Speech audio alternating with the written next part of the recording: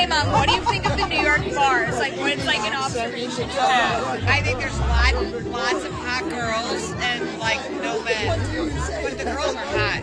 What else are they? Fun. And where do you think the men are? I don't know, but there's like hot girls everywhere. Like I would hit on all these girls, and there's like no men. Belfast is jumping. It's just all girls. I've never seen that before. It's all lasses. Like no men at all. What's that all about? I like it. I'm here for it. Why are I jumping in Belfast? Howie. I should be in there. Hi everybody, it's Saturday night in Boston. We're at Desnuda. It's 8:37 p.m. No men. Every bar seat is taken by a single woman. There's a couple at the bar. If the men are here, they're gay. We have not gotten downstairs. There is a wait for people downstairs. Everyone upstairs is either gay or a woman. I'm old enough to remember the good old days. Those days when a room full of attractive women meant one thing and one thing alone. That sooner or later, men will walk through the door. And that's how it worked. And any guy who is 35 and above will agree with me, definitely. If you think I'm lying, tell me in the comment section. Now, women are posting videos from New York, from Boston, from Belfast, from London, from Paris, from these major cities around the world. And they are all asking the same question. Where are all the men? And whether these clips represent every city or not, they are tapping into a conversation that's becoming very harder to ignore. Because this isn't really about the bars. It's about why so many men seems to be changing how and whether they even participate in the dating or the nightlife scene at all. Because where I come from, guys are calling it a rigged game and they're asking themselves, why should they play a game when they know it's already rigged against them? Bro, just imagine 20-25 years, a bar full of women asking the same question, where the men went to. If someone told you this, you would have laughed at that person. But today, women are filming exactly that. So what changed? Did men suddenly become antisocial? Did priorities shift? Is there something much deeper that's currently happening that people don't want to even talk about? Because in my opinion, I don't think these videos are interesting because of what's happening in the bar. They are interesting because of what they are saying about men. And when the same observations start popping up in different cities all around the world, it raises questions worth asking. What made so many men decide that they would rather be somewhere else, doing different things, instead of being in bars, in clubs, chatting and talking to women? What made them decide? But before we get into this, if you are new here and you are tired of surface level conversations, you want a place where things are broken down in a way that men understand what's happening, the double standard, how men's lives are being affected, masculinity in 2026. If this is what interests you, smash that subscribe button because you're in the right place. Almost every day of the week, we break down stories like this where we separate fiction from reality, where we present situations to men and then we encourage them to think for themselves because no one is going to do it for us. So again, if you are new here, welcome to the community. Now let's start with something very important because the conversation is not really about bars. The bars are just a symptom. The real biggest question we should be asking is that why are many people noticing that men, many men in their thousands and millions, don't seem interested in the traditional nightlife anymore? Because 15, 20 years ago, if you ask an average 20, 30-year-old guy what he did on Friday or what he did during the weekend, he would tell you he got dressed, he met the boys, he went to a bar, and maybe he met someone, maybe he got rejected. And maybe he, even after the rejection, he still went ahead to have a good night anyway. That was how it was. That was part of growing up. But today, ask the same guy what he's doing on Friday. You hear completely different answers. I'm going to the gym. I'm walking. I'm playing football with friends. I'm gaming. I'm catching up with sleep. I'm working on my business.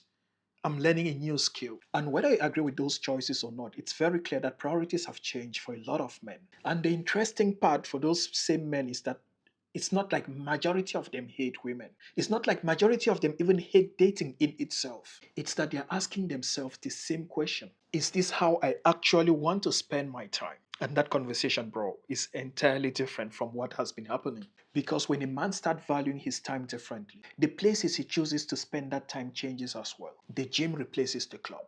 A side business replaces the Saturday night bar crowd. A quiet evening with friends replaces buying overpriced beer and alcohol in a bar, hoping that you get some conversations that eventually lead somewhere. And again, not every man, not even every city, but enough people are noticing this kind of shift that it's become a topic worth talking about. And that to me is the real story.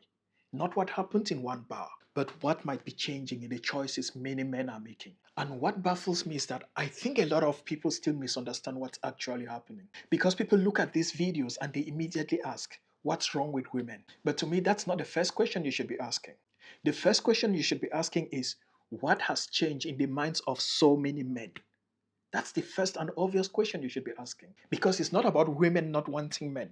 No, women are actually dressing up, actively going to bars, and they're not finding men there.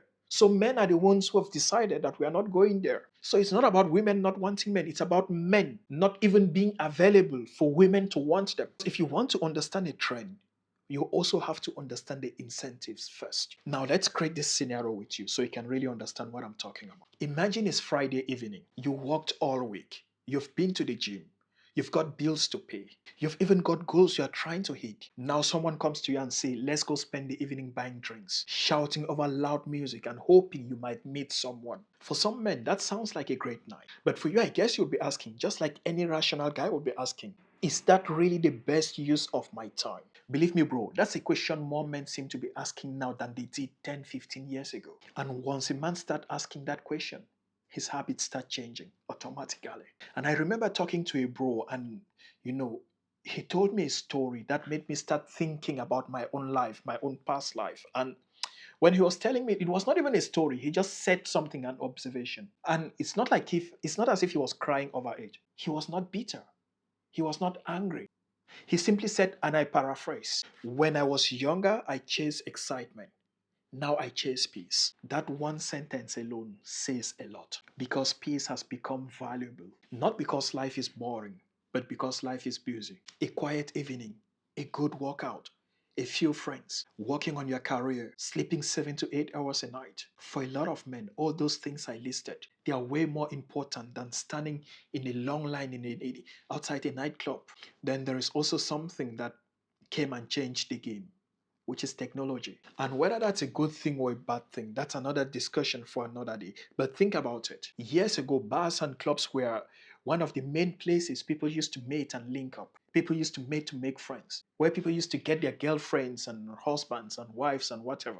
Today, things have changed. Some people meet through dating apps, through social media, through work, through hobbies, through mutual friends. Some don't even actually date at all. But the undeniable truth is that the social landscape is different. So naturally, nightlife landscape changes too. Now let's talk about money, because now everything costs more than it used to cost before. Rent, fuel, food, entertainment. So people are making trade-offs, because a man might look at what one night out might cost and he will say, no, for that money, I'll buy new gym equipment. I'll invest it. I'll pay down debt. I'll save towards a holiday. And that doesn't make nightlife wrong.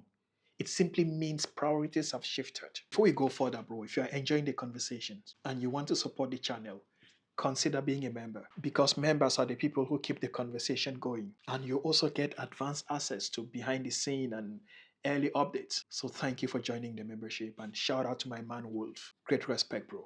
Great appreciation. Now, if you also want to support the community, consider buying the merch, the opt-out merch, the hoodies, the t-shirts, the shirt, the cap. Just the nice stuff, especially for guys who are opting out and they are proud. Check our store. Now let's keep going. Another thing that gets overlooked is that men change as they age. In your early 20s, proving yourself can feel exciting. But by your 30s, your 40s and 50s, Many men are not trying to impress strangers anymore. They are simply trying to build a life they are proud of. And that's a different mindset because you stop asking who noticed me and you start asking what did I accomplish today? And that's a very powerful shift. And here's something I don't even hear discussed enough. When guys talk of opting out of dating, many people go straight to accusing them of being afraid or of being some kind of incel or whatever.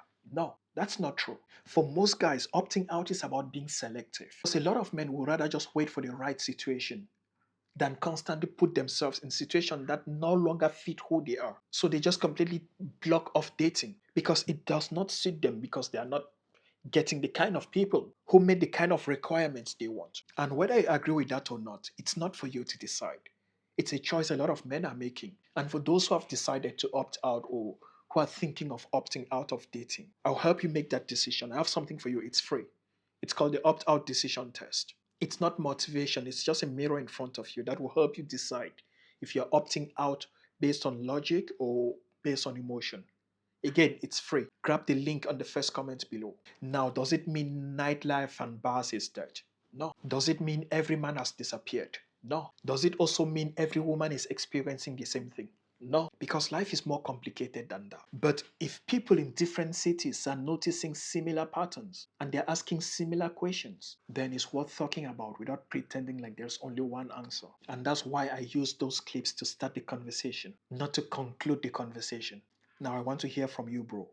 Have your habits changed over the years? Do you still enjoy going out in nightclubs and in bars, or you rather spend your Friday evenings elsewhere? Share it in the comment section. Let's compare experiences. And before you go, if you've decided to prioritize your health, you've stopped going to the clubs, to the bars, and you've started going to the gym instead, check out my fitness channel. It's all about men's fitness, men's weight loss, men's testosterone, men's well-being. Check it out in the coming days and weeks. We'll be pushing a lot of content that has exclusive things to do with men, only men. So if that's where you are now in this moment of your life, again, go smash the subscribe button there. Now, if you thought this conversation was interesting, click this next video on your screen. It's going to further show like what we are talking about. It's something that's happening constantly, and we have to get used to it. Again, thank you for being here. Thank you for joining the membership. Thank you for supporting, for sharing, for commenting, for inviting your friends to join the channel because alone I can do nothing. But together we can push the movement to grow. We need to talk for men because no one is going to do that for us. Every man who pushes the head up, they try to silence us. But smaller voices like mine, with your support, subscribing to the channel, joining the membership, sharing the videos, commenting, inviting your friends to the community. It's what's going to make us grow. Thank you. See you in the next one. Copy that.